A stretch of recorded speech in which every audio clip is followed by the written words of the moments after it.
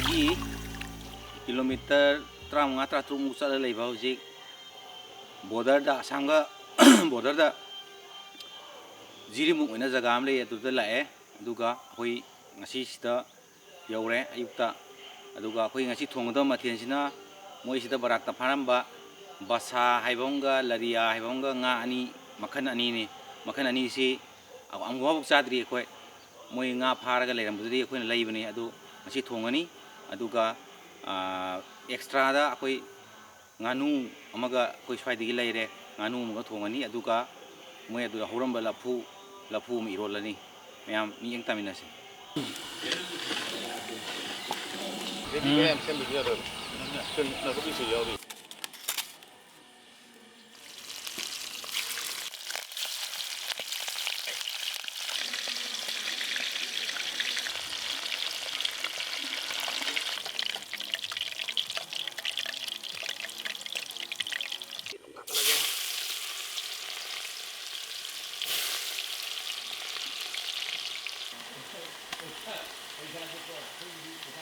ꯏꯁꯤꯡ ꯍꯥꯞꯆꯜꯂꯒꯦ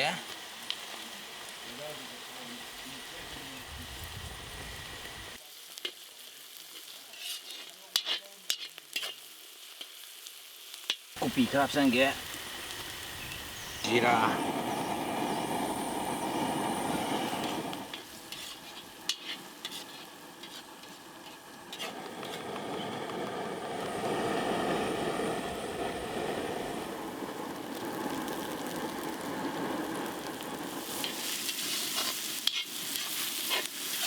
Moro Sirako, my favorite. Machu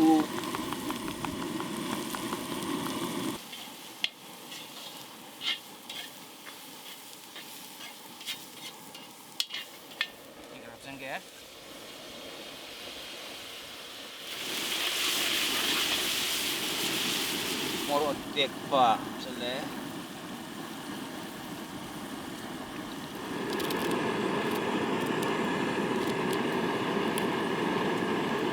Bokse fresh letre akang bane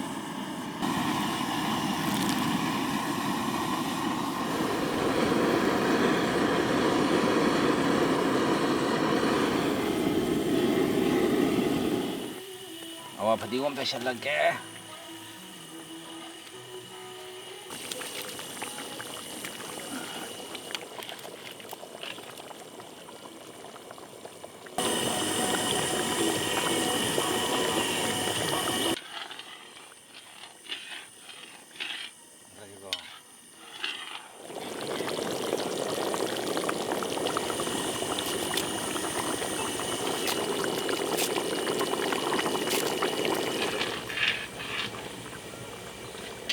Turiensina barak leire aduga som wang masina keno Assam leire aduga som nakanda jiri turien leire jiri turien du dagi som wang masu Assam oi aduga sidagi chakrakandana keno Narando babaina lai khwerma mafamdo adu tare oi oi anu adarage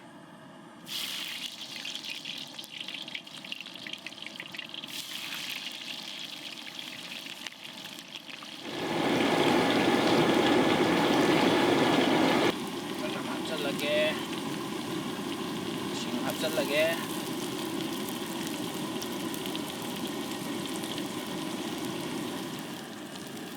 itu hapsal lagi hapsal lah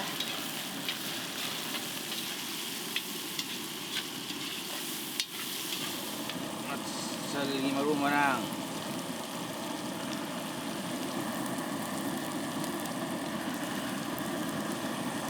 umur hapsal ke chili flak machu rahap ke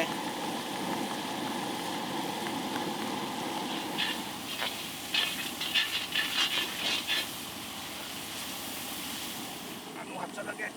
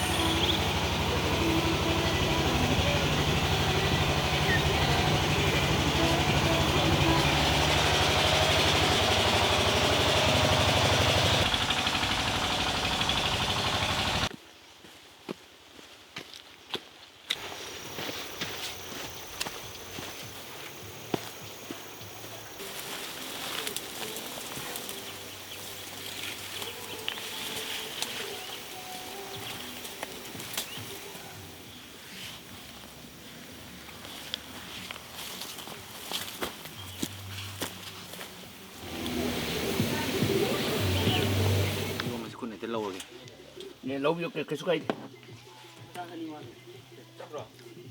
나 좀도 내. 가 봐. 인장 와래 인장 들어오는 이제 농가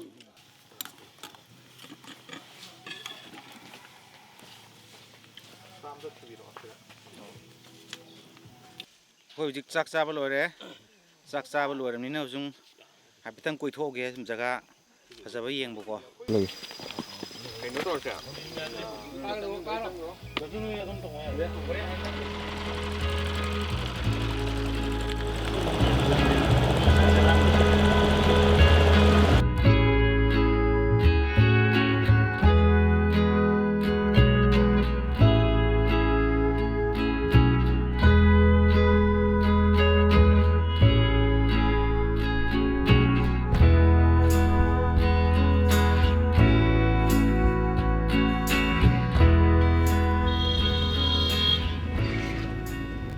ꯑꯩꯈꯣꯏ ꯍꯧꯖꯤꯛ ꯄꯨꯡ 6:30 ꯇꯥꯗꯣꯔꯦ ꯑꯩꯈꯣꯏ ꯖꯤꯔꯤꯕꯥꯝꯒꯤ ꯑꯩꯈꯣꯏ ꯕꯖꯥꯔ ꯌꯧꯔꯦ ꯁꯤꯗꯒꯤ ꯑꯃꯨꯛ ꯑꯩꯈꯣꯏ ꯕꯣꯔꯣꯏ ꯈꯥꯟ ꯂꯣꯝꯗ ꯑꯃꯨꯛ ꯍꯧꯖꯤꯛ ꯕꯖꯥꯔꯗꯒꯤ ꯍꯤꯟꯖꯥꯡ ꯅꯥꯄꯤ ꯂꯩꯔꯒ ꯆꯠꯂꯅꯤ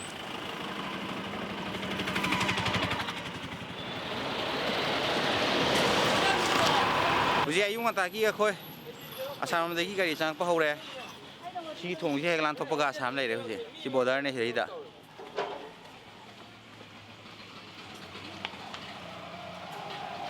ꯃꯣꯏꯒꯤ ꯕꯖꯥꯔ ꯅꯨꯃꯤꯠꯁꯦ ꯃꯟꯗꯦꯒ ꯐ꯭ꯔꯥꯏꯗꯦꯒ ꯑꯣꯏꯔ ꯃꯥꯜꯂꯦ ꯑꯗꯨ ꯃꯔꯛꯁꯤꯗꯩꯁꯤꯗꯗꯤ ꯕꯖꯥꯔ ꯅꯨꯃꯤꯠ ꯅꯠꯇꯕꯅꯤꯅ ꯄꯣꯠꯐꯝ ꯐꯝꯕꯒꯨꯝꯕ ꯍꯦꯟꯖꯥꯡ ꯅꯥꯄꯤꯒꯨꯝꯕ ꯌꯣꯟꯕ ꯉꯥ ꯌꯣꯟꯕꯒꯨꯝꯕ ꯀꯌꯥ ꯂꯩꯇꯦ ꯑꯩꯈꯣꯏꯅ ꯂꯩꯗꯣꯏꯁꯦ ꯉꯁꯤ ꯏꯜꯁꯥꯒꯨꯝꯕ ꯀꯩꯀꯥ ꯈꯔ ꯂꯩꯒꯦ ꯇꯧꯅꯦ ꯑꯗꯣ ꯑꯝꯇꯗꯤ ꯐꯪꯗ꯭ꯔꯦ ꯍꯧꯖꯤꯛ ꯉꯥꯛꯇꯪ ꯉꯥꯏꯔꯒ ꯊꯣꯛꯂꯛꯄ꯭ꯔꯥ ꯌꯦꯡꯒꯦ ꯊꯣꯛꯂꯛꯑꯒ ꯂꯩꯔꯒ ꯆꯠꯇꯣꯏꯅꯤ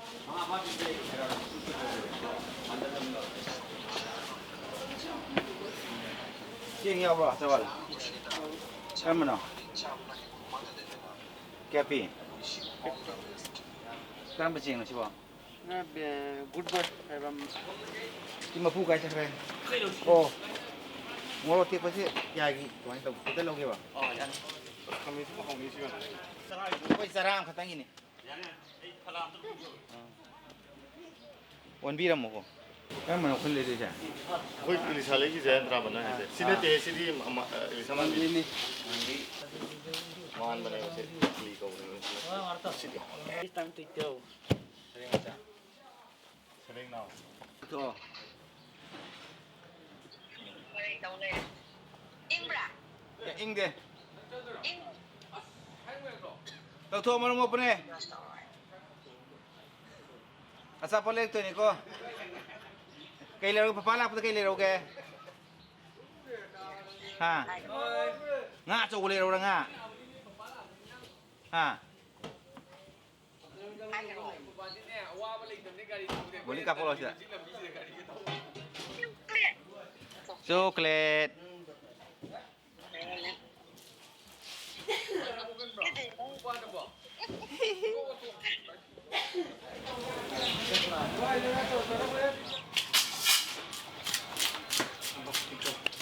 이거 로켓 해자.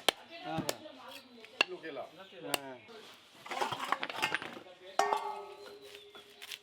그 이만 기회 레이드디 크라 홍는 필요 없고. 마이디 마치 홍 아마 하워요. 하웨. 애들은 워낙 해가지고. 아따 이 아이디 록토 이되나. 아따 이가에 사가 해가지고. 가와이 하체로 오고. ꯆꯠꯇꯣꯔꯦ ꯒꯥꯔꯤ ꯂꯩꯔꯦ ꯍꯧꯖꯤꯛ ꯑꯩꯈꯣꯏ ꯍꯤ ꯇꯣꯡꯐꯝ ꯇꯨꯔꯦꯟ ꯃꯄꯥꯟꯗꯐꯥꯎ ꯁꯤꯗꯒꯤ ꯆꯠꯈ꯭ꯔꯅꯤ ꯑꯗꯣ ꯄꯣꯠ ꯆꯩ ꯂꯣꯏ ꯂꯩꯁꯟꯕ ꯂꯣꯏꯔꯦ ꯍꯧꯖꯤꯛ ꯃꯌꯥꯝ ꯑꯃꯨꯛ ꯃꯈꯥ ꯇꯥꯕ ꯌꯦꯡꯃꯤꯟꯅꯔꯁꯤ ꯊꯣꯡ ꯂꯣꯟꯁꯜꯂꯝꯃ ꯃꯥꯜꯂꯦ ꯖꯦꯀꯦꯠꯀ ꯑꯝꯇ ꯄꯣꯔꯛꯑꯔꯣꯏ First position, but yeah,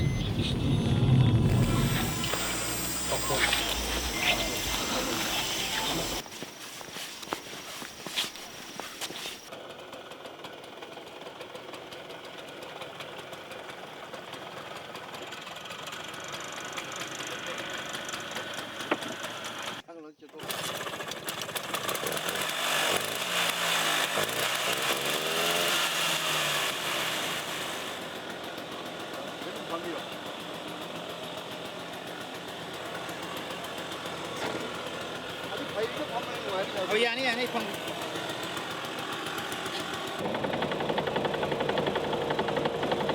จะเป่าเด้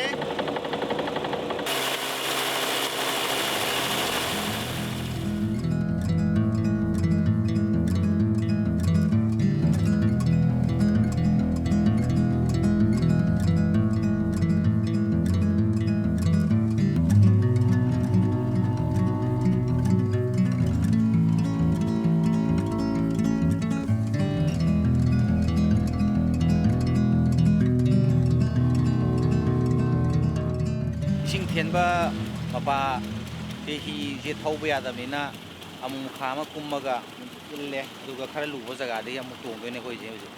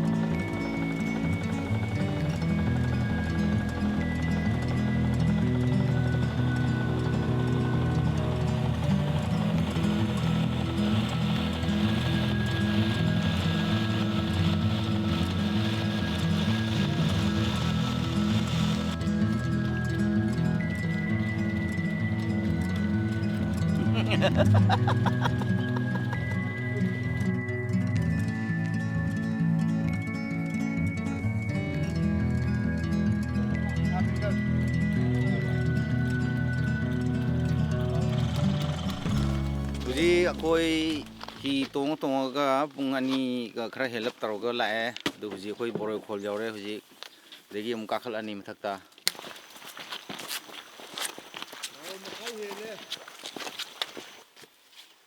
ꯈꯨꯋꯥꯗꯤ ꯂꯩꯇ꯭ꯔꯦ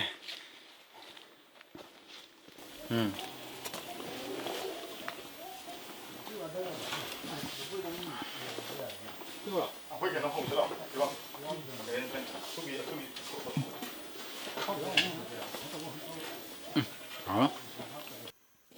ꯃꯁꯤꯒꯤ ꯊꯥꯡ ꯑꯁꯤ ꯑꯅꯧꯕꯅꯤ ꯑꯁꯤ ꯑꯩꯈꯣꯏꯅ ꯋꯥꯡꯈꯩꯒꯤ ꯇꯥꯖꯦꯟꯇꯗ ꯁꯥꯍꯟꯕꯅꯤ ꯇꯥꯖꯦꯟꯇꯅ ꯃꯁꯤ ꯑꯩꯈꯣꯏꯗ ꯁꯤꯖꯤꯟꯅꯧ ꯑꯣꯏꯅ ꯃꯥꯅ ꯐꯖꯅ ꯁꯥꯔꯒ ꯐ꯭ꯔꯤꯗ ꯄꯤꯔꯛꯑꯕꯅꯤ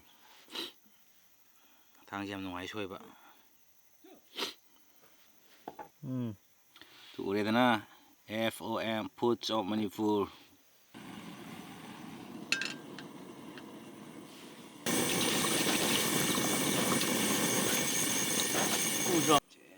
ꯍꯧꯔꯒꯦ ꯖꯤꯔꯥ ꯍꯥꯞꯆꯤꯜꯂꯒꯦ ꯑꯗꯨꯗꯒꯤꯗꯤ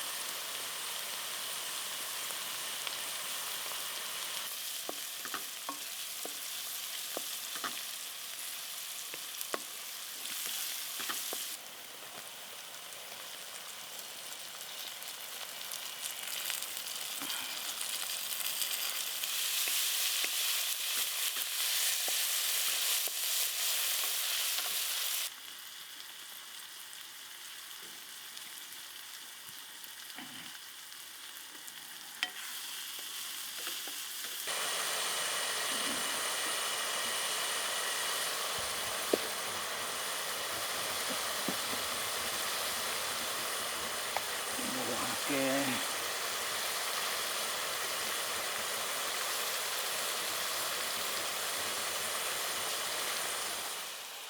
ꯁꯤꯅ ꯍꯪꯒꯥꯝ ꯃꯔꯨ ꯑꯁꯨꯕꯅꯦ ꯇꯛꯈꯥꯏꯔꯒ ꯄꯨꯔꯛꯄ ꯑꯗꯨꯒ ꯀꯩꯅꯣꯒ ꯃꯣꯔꯣꯛ ꯍꯥꯞꯆꯜꯂꯦ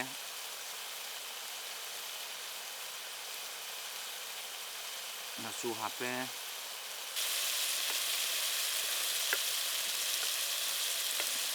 ꯈꯔ ꯍꯥꯞꯆꯟꯒꯦ ꯁꯤꯁꯦ ꯑꯦꯂꯤꯁꯥ ꯊꯣꯡꯕꯒꯤ ꯈ꯭ꯋꯥꯏꯗꯒꯤ ꯊꯨꯅ ꯐꯖꯅ ꯊꯣꯡꯕ ꯌꯥꯕ ꯑꯦꯂꯤꯁꯥ ꯈꯨꯊꯣꯡꯅꯤ ꯑꯊꯨꯕꯤ ꯑꯦꯂꯤꯁꯥ ꯈꯨꯊꯣꯡ ꯑꯗꯣ ꯍꯦꯟ ꯊꯨꯕ ꯂꯩꯇ꯭ꯔꯦ ꯍꯥꯞꯆꯜꯂꯒꯦ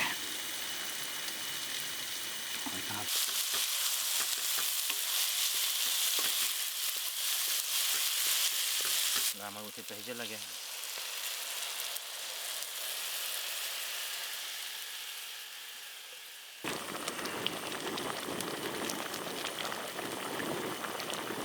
ꯍꯥꯞꯆꯜꯂꯒꯦ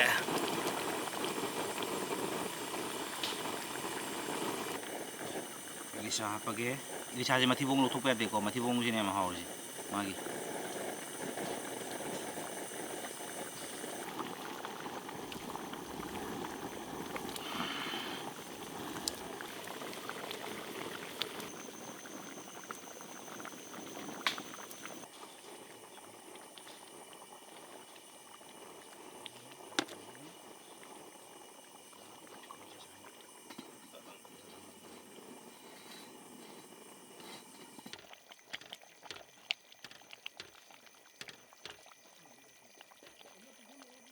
ꯆꯥꯛ ꯂꯥꯝꯃꯦ ꯆꯨꯖꯒꯦ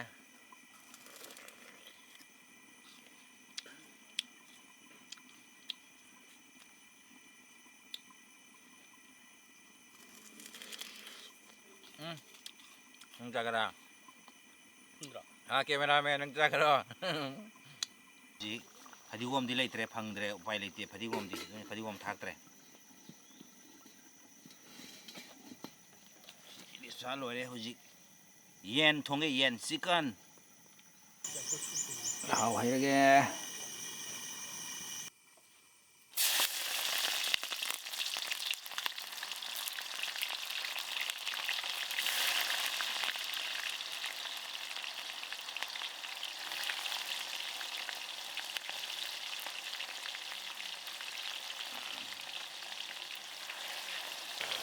ꯆꯅꯝ ꯍꯥꯞꯄꯒꯦ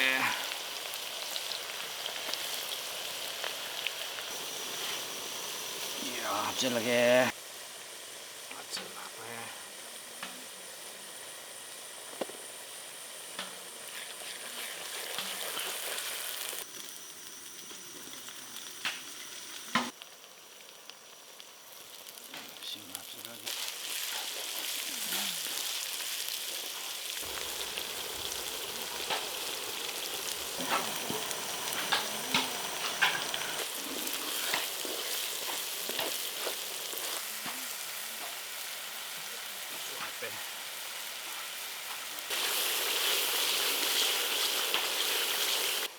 ꯀꯩꯅꯣꯅꯦ ꯑꯩꯗꯤ ꯁꯤꯗ ꯏꯂꯤꯁꯥ ꯈꯛꯇꯪ ꯊꯣꯡꯒꯦꯅ ꯂꯥꯛꯄꯅꯦ ꯑꯗꯩꯗ ꯃꯣꯏꯅ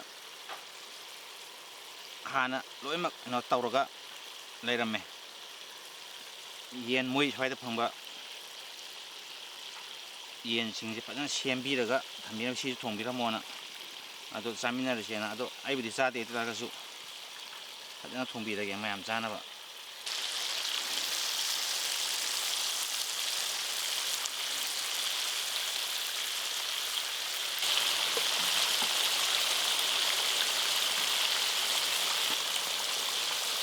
hapchilage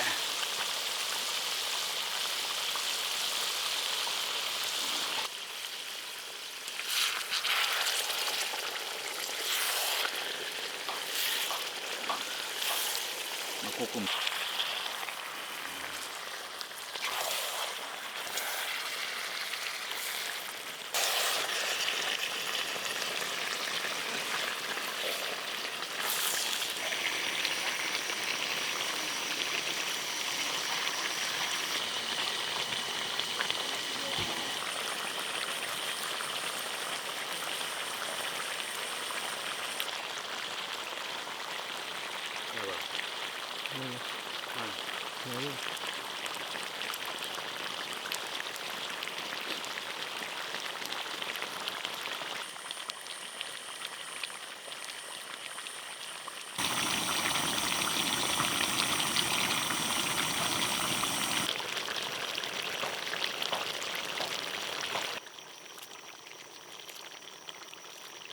와 파디곰 파디곰이 샤이 호람에 거의 아래지 보록대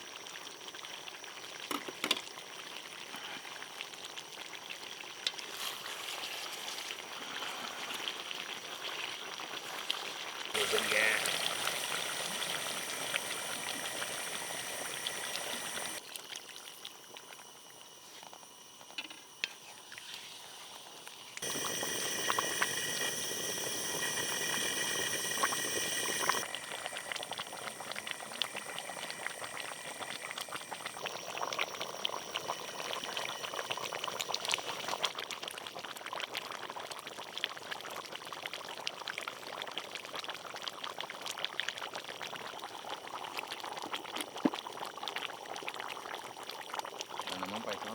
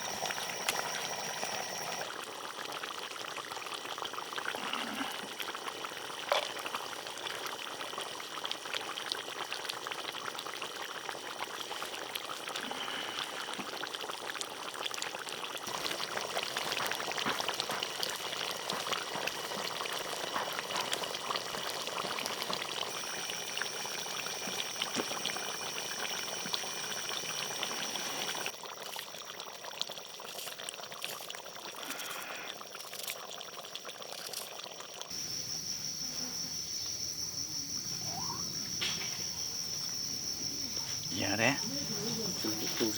Sa ating gumas sila hapan ni.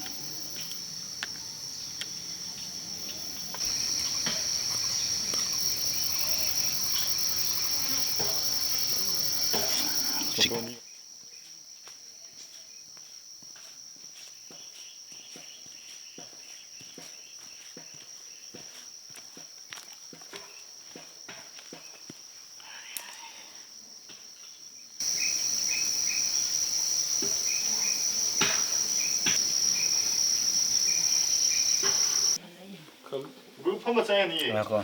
아. Haurage. 뭔데 nengi mapandu kalakkerda. Yero ne. Saidi ini sadoan saung kadong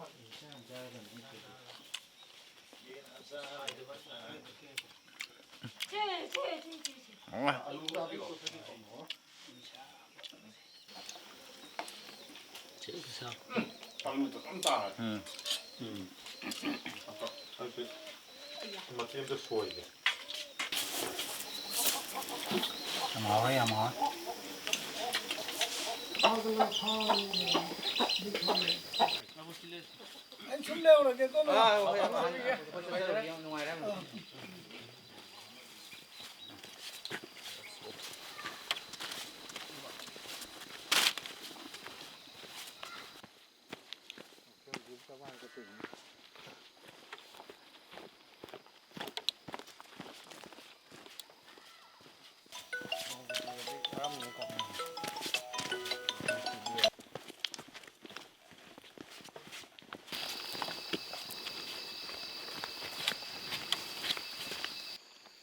Hojik borokhan ki khun gida mayam sak bijarame adugo thole hoji mamjale adu hoji akoi chalani borokhan babai tormage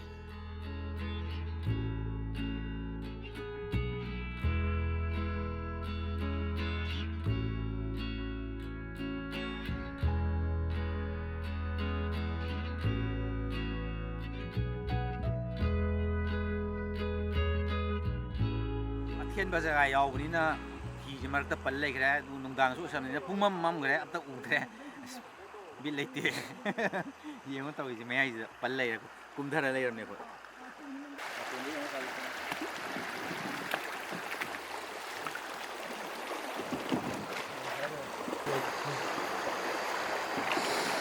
Mang sila na po.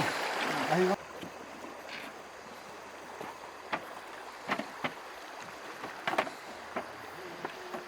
buhay kami. Oi, oi.